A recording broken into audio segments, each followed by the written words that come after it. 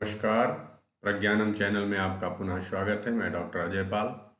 इस चैनल के माध्यम से आपको योग की उन बारीकियों के बारे में बताएंगे। इस चैनल का एक प्रयास है कि योग के बारे में जागरूकता बढ़े और हमारे पारंपरिक योग के ज्ञान को जन सामान्य समझ सके।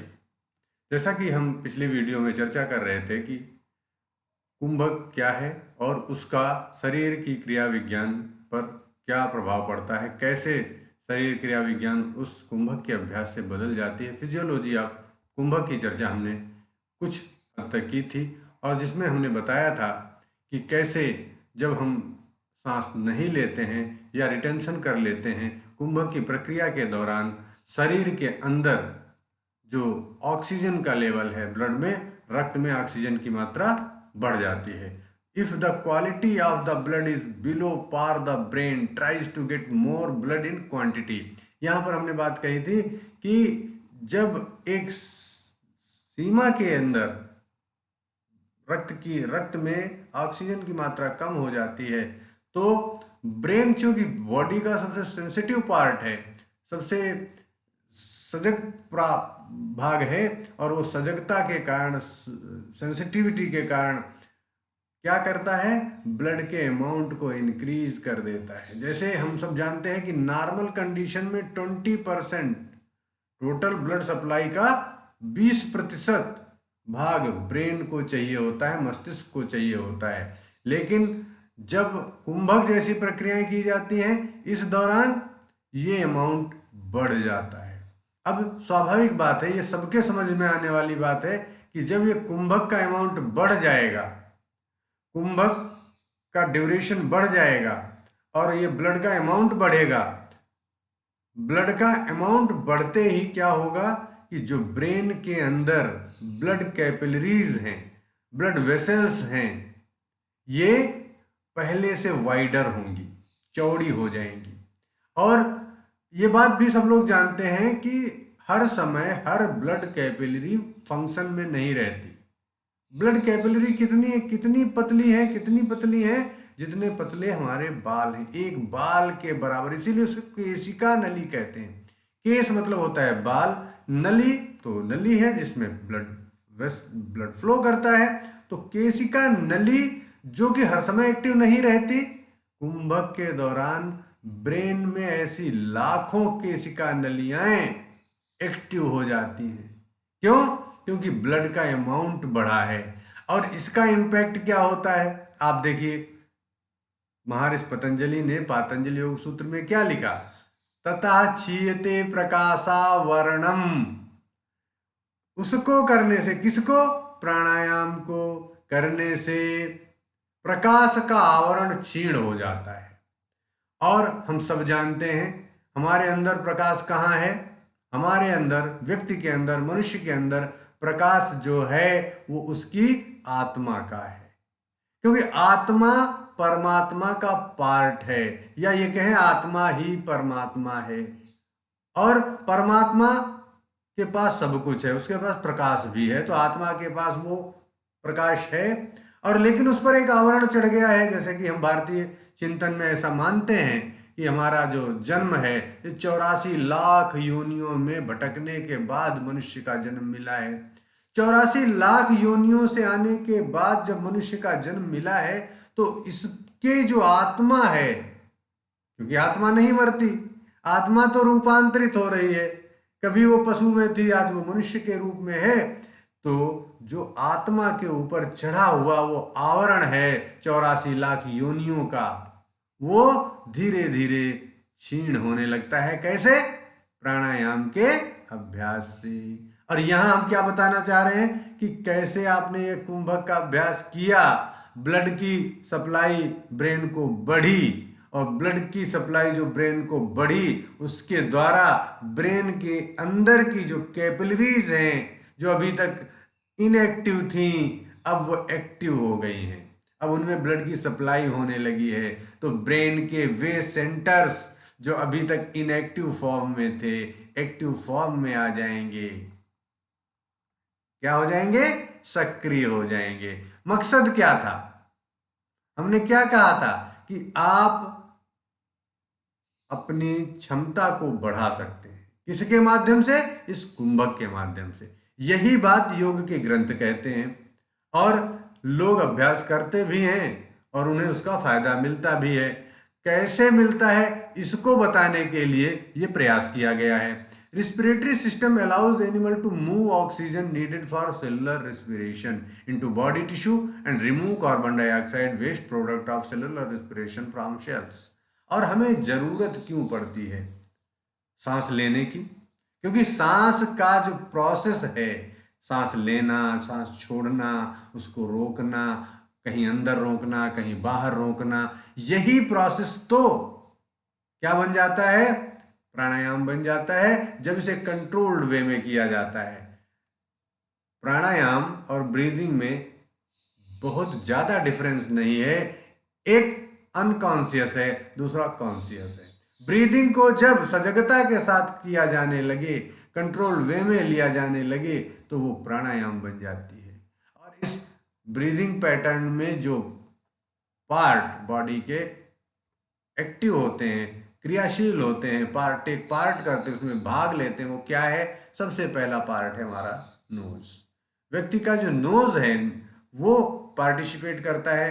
क्या करता है? प्रोवाइड्स एयर वे, रास्ता देता है किसको? हवा को जाने का, अंदर जाने का रास्ता देगा। मोशन एंड वार्म एयर, हवा को नमी देता है और उसे गर्म करता है, उसको छानता है, फिल्टर से एयर। रिजोनेटिंग चैम्बर के रूप में कार्य करता है बोलने के लिए और गंधग्राही के रूप में कार्य करती है ये नाक। ये सारी बातें हम रेस्पिरेटरी सिस्टम में आपको पहले भी बता चुके हैं। अगर आपने नहीं अभी तक वो वीडियो देखी है तो आप देख सकते हैं।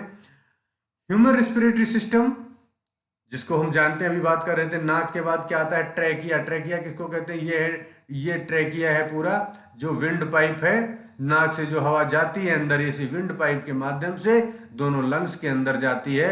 और लंग्स के अंदर जाने से पहले ब्रोंकाई, जो ये पार्ट है, right main bronchus, left main bronchus, ये दो जो ब्रांचेज हैं नोन एज ब्रोंकाई, और उसके बाद इसके भी डिवीजन बनते हैं ब्रोंकाइलस। और लास्ट का जो पार्ट होता है, छोटा सा हवा का गुब्बारा नुमा संरचना, जिसको एल्विलाई कहते हैं, जिसको एल्विलाई कहते हैं। और एल्विलाई ही वो पार्ट है ब्रेन का, ये लंग्स का एल्विलाई ही वो पार्ट है जिसमें ऑक्सीजन का और कार्बन डाइऑक्साइड का आदान प्रदान होता है। तो ये दिखाया गया है डायाफ्राम। ये डायाफ्राम देखिए, इसका बहुत रोल है रिस्पिरेशन में, इसका बहुत रोल है कुंभक में, इसका बहुत रोल है गैस के अमाउंट को इंक्रीज करने में, और इसका बहुत रोल है हमारे हीमोग्लोबिन की मात्रा को बढ़ाने में। क्योंकि नंबर ऑफ ऑक्सीजन एटम जब तक नहीं बढ़ेंगे, जब तक नंबर ऑफ ऑक्सीजन एटम नहीं बढ़ेंगे, और नंबर ऑफ ऑक्सीजन एटम बढ़ाने के लिए दो चीजें चाहिए। एक, हवा की क्वालिटी चाहिए। आप मान लीजिए दिल्ली में बैठे हैं, दिल्ली में हवा की क्वालिटी को आप बदल नहीं सकते, प्रयास जारी हैं कि पोल्यूशन हटे, चीजें नॉर्मल हों, लेकिन वो प्रयास कितने कारगर हैं हम सब जानते हैं। लेकिन एयर की क्वालिटी जो है, आप नैनीताल में जाइए, लेह में जाइए, लद्दाख में जाइए, वहाँ की एयर क्वालिटी आपको दूसरी मिलेगी। आप वहाँ पर प्राणायाम का अभ्यास करिए और आप दिल्ली में प्राणायाम का अभ्यास करिए, आपको बहुत सारा डिफरेंस मिलेगा, बहुत अधिक डिफरेंस मिलेगा। लेकिन दोनों जगह, चाहे दिल्ली में हो या लेह लद्दाख में बैठे हो, अगर आपने ऑक्सीजन के नंबर पार्टिकल्स बढ़ाने हैं तो क्या करिए? वॉल्यूम बढ़ा लीजिए। किसका? एयर इनहेल्ड कर रहे हैं, और इन एयर इनहेल्ड करने के लिए उसका वॉल्यूम कैसे बढ़ाया जाए? उसको वॉल्यूम बढ़ाने के लिए एक तरीका है, और वो तरीका है कि आप जो अमाउंट है उसको बढ़ा दीजिए। आप एयर का जो अमाउंट है उसको जब बढ़ा देंगे तो क्या होगा? तो number of oxygen atom automatic increase कर जाएंगे, और जितने number of oxygen atom increase कर जाएंगे उतने एक्सचेंज भी हो जाएंगे। तो ये डायाफ्राम क्या करता है? ये डायाफ्राम जितना नीचे चले जाएगा, लंग्स की लंबाई उतनी बढ़ जाएगी। लंग्स की लंबाई बढ़ जाएगी तो लंग्स का वॉल्यूम बढ़ जाएगा। लंग्स का वॉल्यूम बढ़ जाएगा तो लंग्स के अंदर का जो प्रेशर है वो कम हो जाएगा, और लंग्स के अंदर का जब प्रेशर कम हो जाएगा तो उतनी एयर बाहर से ऑटोमेटिक नाक के द्वारा अंदर आ जाएगी। इसकी हम आगे भी चर्चा करेंगे। तो ये डायफ्राम का ये रोल रहता है, moving air in and out. जो ये हवा है कैसे अंदर जाती है, कैसे बाहर आती है। During inspiration inhalation the diaphragm and intercostal muscles contract. During exhalation these muscles relax the diaphragm domes upward. ये ऊपर की तरफ चला जाता है, तब सांस बाहर छोड़ दी जाती है। जब ये नीचे की तरफ आता है, लंग्स की लंबाई बड़ी होती है तो इनहेल किया जाता है और ये बायल के नियम के अनुसार कार्य चलता रहता है। हम आगे बायल के नियम की भी चर्चा करेंगे कि कैसे ये एयर इन एंड आउट होती है और कैसे बायल का नियम वो कार्य करता है। Circulation and gas exchange. ये जो सर्कुलेशन होता है, हम जानते हैं सर्कुलेटरी सिस्टम में हार्ट ब्लड को पंप करता है। ये हार्ट का पिक्चर दिया गया है और ये हार्ट जो यहाँ पर है, ये जो ब्लड को पंप करता है तो दो तरीके से पंपिंग होती है। ये एक जो लेफ्ट वेंट्रिकल पंप करता है तो ये ब्लड जाता है पूरे शरीर को, ये देखिए पूरे शरीर को ब्लड जा रहा है। और जब राइट वेंट्रिकल पंप करता है तो ये ब्लड केवल और केवल जाता है लंग्स को। और हम यहां बात कर रहे हैं रिस्पिरेशन की, तो लंग्स में जो ब्लड जा रहा है वो अपनी अंदर की कार्बन डाइऑक्साइड को एल्विलाई को दे रहा है और एल्विलाई से ऑक्सीजन को ले रहा है। और ये चेंज जो हो रहा है कार्बन डाइऑक्साइड और ऑक्सीजन का, ये किस आधार पर हो रहा है? इसका एक ही आधार है, वो है oxygen gradient, oxygen concentration, oxygen का अमाउंट कहां ब्लड में कितना है और जो इनहेल की गई एयर उसमें कितना है। जितना इन दोनों के बीच डिफरेंस होता है, जो ब्लड यहां पर आ रहा है कहां पर, लंग्स के पास, उसमें ऑक्सीजन की मात्रा कम होती है। किससे? जो लंग्स में एयर भरी है उससे, क्योंकि वो अभी बाहर से वातावरण से ली गई है, इसलिए उसमें जो अमाउंट है ऑक्सीजन का वो इस वाले रक्त से जो अभी अभी राइट वेंट्रिकल ने पंप किया है और वो लंग्स के पास आया है, इससे। तो जितना इनके बीच डिफरेंस होता है पार्शियल प्रेशर आंशिक दाब में, तो दोनों के दाब बराबर हो जाएं तब तक ये एक्सचेंज चलता रहता है। यही बात कार्बन डाइऑक्साइड के लिए लागू होती है। कार्बन डाइऑक्साइड की मात्रा यहां पर अधिक होती है और जो इनहेल की गई एयर है लंग्स में उसमें कम होती है। तो यहां पर कार्बन डाइऑक्साइड लंग्स की तरफ चली जाती है और लंग्स के अंदर की ऑक्सीजन ब्लड में मिल जाती है और ब्लड यहां पर ऑक्सीजन को लेकर फिर से आ जाता है इस हार्ट के अंदर लेफ्ट आर्ट्रियम में, और लेफ्ट आर्ट्रियम से लेफ्ट वेंट्रिकल में, लेफ्ट वेंट्रिकल इसको पंप करके पूरी बॉडी में भेज देता है। बॉडी उस ब्लड की ऑक्सीजन को यूज करके, प्रयोग करके फिर से उस रक्त को जिसमें ऑक्सीजन की मात्रा कम है हार्ट के पास भेज देती है। राइट आर्ट्रियम उस ब्लड को रिसीव करता है और राइट वेंट्रिकल उसको पंप करके फिर से लंग्स के पास भेज देता है। This is the gas exchange and the circulatory system. हम आगे कैसे, ये जो बात हम यहाँ बता रहे हैं ध्यान रखना, कैसे ये एक्सचेंज बंद हो जाता है, क्यों जरूरत नहीं पड़ती है इस एक्सचेंज की, आगे के वीडियो में चर्चा करेंगे। आज के लिए इतना ही।